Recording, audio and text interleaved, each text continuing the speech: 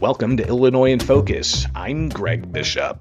Coming up, we'll review the week's top stories about Governor J.B. Pritzker being pressed about the physical and mental fitness of President Joe Biden and his continued support for the incumbent. And we'll get a preview of next week's Republican National Convention in Milwaukee. I'll then join the Center Square's Dan McCaleb to further discuss those stories and more. That's ahead with Illinois in Focus. I'm Greg Bishop. Hey there, it's Orphe Diwangi, the co-host of the Everyday Economics podcast. Exciting news! Check out my new weekly column at thecentersquare.com. Join me as I break down complex economic trends in a way that's easy to understand for everyone. Check out the column every week and stay informed about the economic forces shaping our world. Be sure to subscribe to the Everyday Economics podcast and visit thecentersquare.com today. Welcome back to Illinois in Focus. I'm Greg Bishop. Here's some of the top stories from the past week. The Illinois Governor J.B. Pritzker is responding to questions about a hot mic comment this week where he said of the presidential race, quote, "I don't like where we are." Every appearance Pritzker's had in front of the media this week, he's been peppered with questions about Biden's physical and mental fitness to serve. On a hot mic, NBC Chicago captured Wednesday, Pritzker's overheard talking about incumbent Joe Biden with someone after a news event. I mean, we're just going to keep fighting. I don't know what to say. You know, I gotta do what we have to do. I don't like where we are, but Thursday at an unrelated event in the Metro East St. Louis area, he clarified what he meant. Well, all I was referring to is I don't like the polls, right? Joe Biden is behind by a couple of points nationally. I think we should be doing a lot better. Pritzker's been steadfast in his support for Biden. Illinois Republicans say the Democratic Party is in complete chaos over whether Biden will be the party's nominee or not. Democrats meet for their national convention in Chicago beginning August 19th. Next week, delegates from across the country will converge in Milwaukee for the Republican National Convention. Former Illinois State Senator Darren Bailey is one of them. Aside from officially nominating former President Donald Trump at the RNC at the end of next week, party officials will also approve a GOP platform.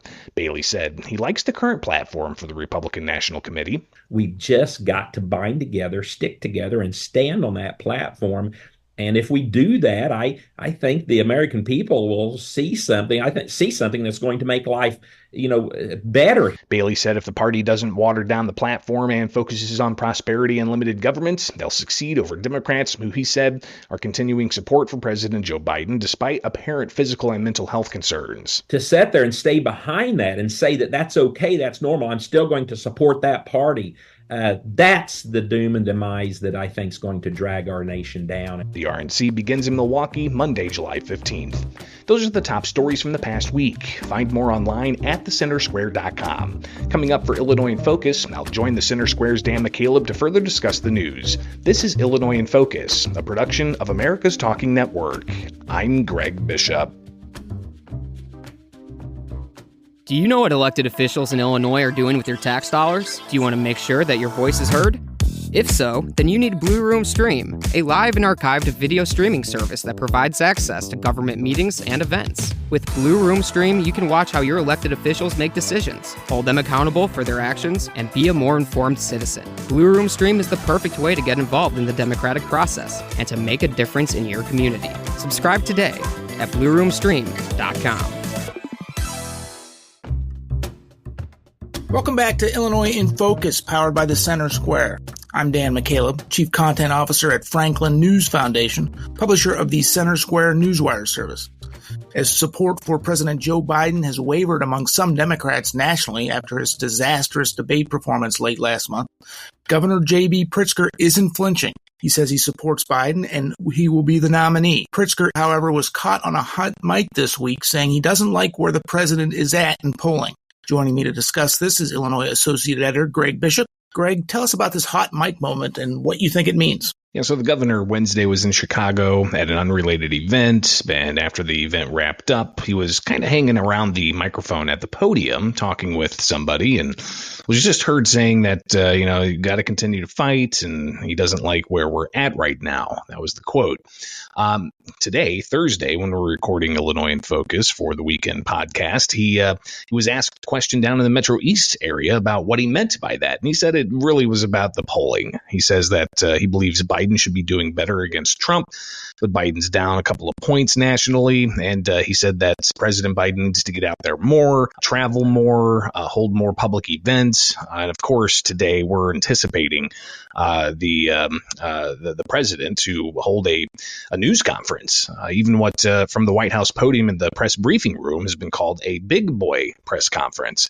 But Dan, as you said, it seems that the number of people within the Democratic Party who want to see a new candidate for the 2024 election, not Joe Biden, but somebody else, continues to grow.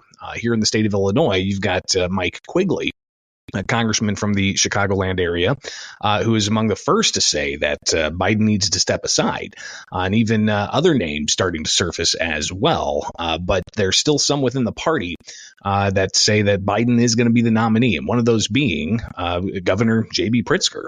Governor J.B. Pritzker this week being in front of the media for the first time since the troubling debate performance from Biden, and the first time Pritzker's been in front of the media since the meeting that the governor had with around 20 other governors and President Biden last week. Biden's been steadfast. He says that he is fully backing, or Pritzker's been steadfast that he's fully backing Biden, and will continue to fundraise for him, and will continue to draw attention to the policies that Biden has championed, and also taking any time he can to pivot to highlight what he sees as the negative traits of the Republican presumptive nominee, Donald Trump. So we're in for an interesting ride here, Dan, as we prepare for next week's Republican National Convention in Milwaukee. We'll be on the ground at thecentersquare.com with reporting. But also in August, you've got the Democratic National Convention. And in the weeks ahead, heading into the DNC in Chicago, where we also plan coverage on the ground. What's going to happen? Is it going to be a brokered convention? Is it going to be, a Biden-Harris ticket, or is it going to be a Harris somebody else ticket? Could that be Pritzker as a VP? Could it be Gavin Newsom as a VP? There's a lot of unknowns at this moment, especially with all of the voices coming out saying that Biden needs to step aside. Greg, there's been speculation for months, God, maybe even going back close to a year, that Pritzker himself was setting himself up for a potential presidential run. He denies that. He's denied that at every step of the way. No changes there, right?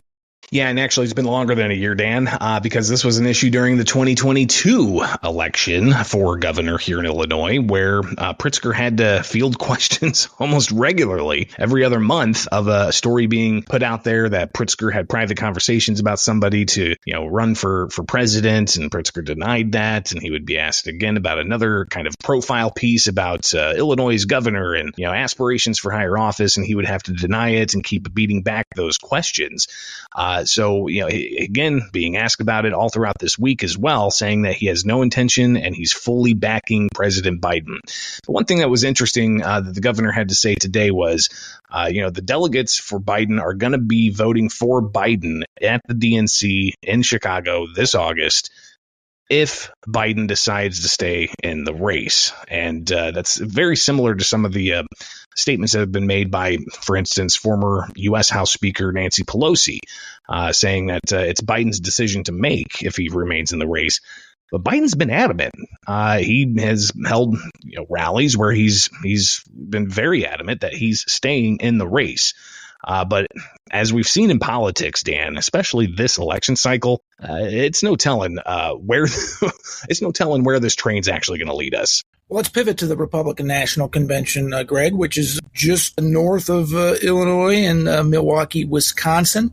You will be in Milwaukee covering portions of the convention for the Center Square. You talked to an Illinois delegate who also will be there. Tell us about that. And I've talked to a couple of Illinois delegates for Trump, one being former state senator Darren Bailey, and he talked about the excitement there is for Republicans heading into the RNC. I also talked with State Representative John Cabello, who's also a Trump delegate, and both of them seem very hopeful that going into the RNC with the cloud that is around the Democratic Party, what's been called complete chaos by Cabello, they're adamant and confident that Trump's going to bring a message of prosperity, of closing the border, of public safety, of bringing back America's dominance around the globe. So there's a lot of optimism with the Republican Party heading into next week's convention in Milwaukee. Again, especially as the headlines the past 2 weeks out of Washington, D.C. have not been about policy and the debates about who has the better policy for those kitchen table issues, Republicans or Democrats. No, Dan, the story out of Washington, D.C. has been questioning Democrats and whether or not the top of their ticket is actually fit to be president at all, let alone run for another 4 years. There were some developments this week in the federal prosecution of longtime former Democratic House Speaker Michael Madigan, and separately in the ComEd 4 case, which resolved itself last year with convictions of 4 lobbyists and executives at ComEd who were tied to the Madigan corruption case. Tell our listeners what those updates are. Yeah, so if you recall, last month, the U.S. Supreme Court issued a ruling about a federal bribery case out of Indiana, and they essentially narrowed what the federal bribery statute covers. And from my understanding, I'm not a legal expert by any stretch, but from my understanding, the ruling essentially said that if there is a gratuity after an official act, that is not bribery. They say that bribery has to happen before an official act. So, Dan, if you're an elected official and I'm a contractor, if I give you tickets to a Cubs game after you vote to give me, a contractor, some kind of benefit, that's just a gratuity. However, if I was to give you the tickets to that Cubs game and say, here's the tickets to the Cubs game, go ahead and vote for that contract for me, that would be constituted as bribery. So that narrow definition was thought to have some impact on bribery cases across the country, including here in Illinois, where we've got the longtime House Speaker Mike Madigan facing 22 counts of corruption in the ComEd saga that federal prosecutors called Madigan Enterprise. And also how it would impact the guilty verdicts and the sentencing for the ComEd 4 that were found guilty last year.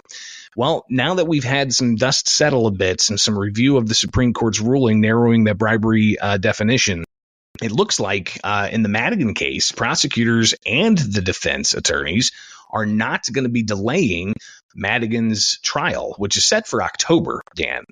So we're talking about getting some pretty fascinating evidence that'll be revealed as we've got the election shortly after, and how long that October trial lasts. I guess we'll watch and see. And of course, we'll have reporting on that at thecentersquare.com. But all indication is that they are not going to be delaying Madigan's trial.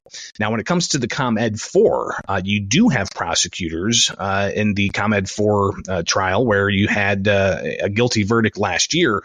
Prosecutors there, they told the court that they're opposing any kind of new trial. The defense attorneys in the ComEd 4 case had said, hey, look at the U.S. Supreme Court's ruling. We need a new trial. Well, after that guilty verdict, you've got the prosecutor saying, no, we don't need a new trial. And even the judge giving defense attorneys until August 27th to file their motions about what kind of new trial schedule that they may push for. So still some dust to settle in all of this when it comes to a very high profile corruption case in the state of Illinois. And Dan, just on the issue of corruption and accountability, we had another story pop this week as well, and that involves a former Republican state senator, Sam McCann. He was a Republican state senator, and then he ran for governor under a new party called the Conservative Party, I believe it was. And this was years ago. Well, he was charged not too long ago with campaign finance fraud, a whole host of different types of things that he was alleged to have done by setting up rental companies that he would put under a different name that was essentially his name, paying himself with campaign funds, and just some real kind of shady stuff going on. And federal prosecutors charged him. And after months and months and months of wrangling, trying to get him to get to court and him saying he had medical issues, he ultimately pleaded guilty to these charges during a bench trial and has been sentenced this week to serve 3.5 years in prison. So while that, of course, deals with campaign finance, and obviously McCann's being held accountable for that and is going to serve prison time, on the other side, with the Madigan case, that dealt with actual official actions of an elected official in a high-ranking power as Speaker of the Illinois House and Chair of the Democrat Party, using his office and his position allegedly to benefit himself and others. The ComEd 4 found guilty. Mike Madigan facing trial in October. Again, a lot more dust needs to settle with that very high-profile corruption case. I think it's important to note, too, that October trial for Michael Madigan comes just before the November election, when every single House member, many of whom voted for Michael Madigan as Speaker multiple times, will be up. And many of whom also received campaign funds from the Democratic Party of Illinois that Mike Madigan was in charge of for decades. Right. I wonder if Republicans running against those incumbent Democrats might use that during the campaign, because this will be a high-profile trial leading right up into the election. I mean, the ComEd 4 trial, from memory serves, lasted 3 weeks at least. This could last as long as that, maybe even carry over into Election Day. I do want to touch on one last thing here, Greg, before we move on. You mentioned you used it just as an example.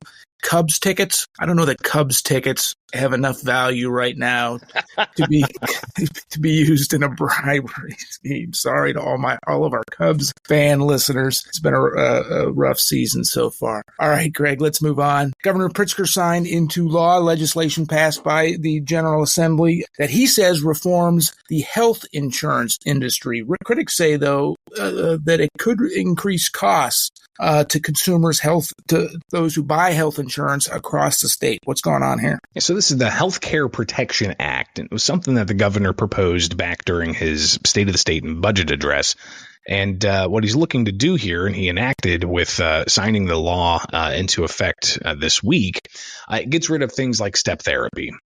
Where insurance companies may say, yeah, we know your doctor wants this particular therapy, but we're only going to cover a therapy that's a little bit subpar to that before we get to the next line of therapy. Or prohibiting Illinois regulated insurance companies from having prior authorization, where an insurance company says, well, before we give the green light for this treatment, you've got to get prior authorization through the doctor has to get that prior authorization before they can actually give that treatment.